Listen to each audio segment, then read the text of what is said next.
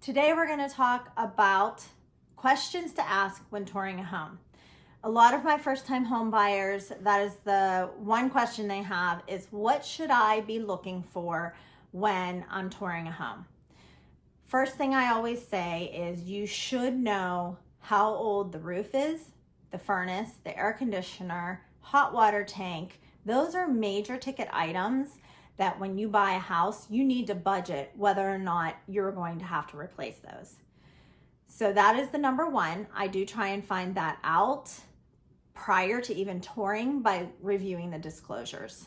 So we may know that before you even go to tour. Number two, water damage. That's also supposed to be on a disclosure. Sometimes it's not because they may think they've fixed it, but we tour the first floor, and normally I suggest let's go to the basement. That is where the sins are. So we normally go down to the basement. I check walls for any signs of moisture. We also check for any shifting in the foundation. If those are of any concern, it's not that you shouldn't buy the house, but those are things that maybe if the inspector looks at, he may suggest that a waterproofing company or foundation company come out to take a look at. And that's stuff that you may need to budget for if the seller is not willing to fix. Number three, what's included in the sale? That's really important to a lot of my first-time home buyers. They want to move into a home that has everything already provided. So you need to know, is the refrigerator, the stove, the dishwasher, washer, dryer, any of the main ticket appliances, are they included, or am I going to have to budget to add those to the house? So that is another question or topic that we discuss. Property taxes and HOA.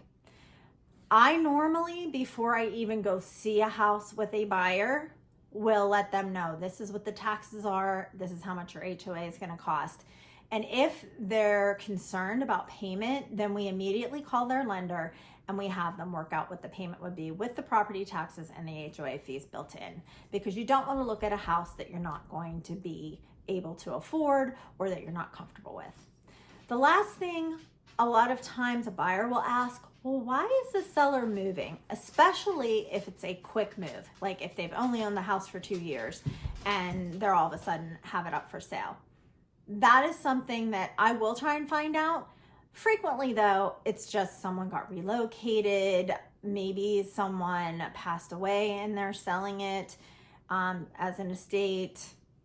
They're upsizing, downsizing. Like, there's typically not anything alarming of why somebody is moving, but that is a question that's frequently asked.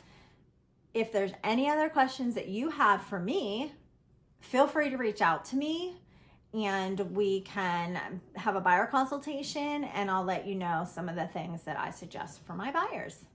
Have a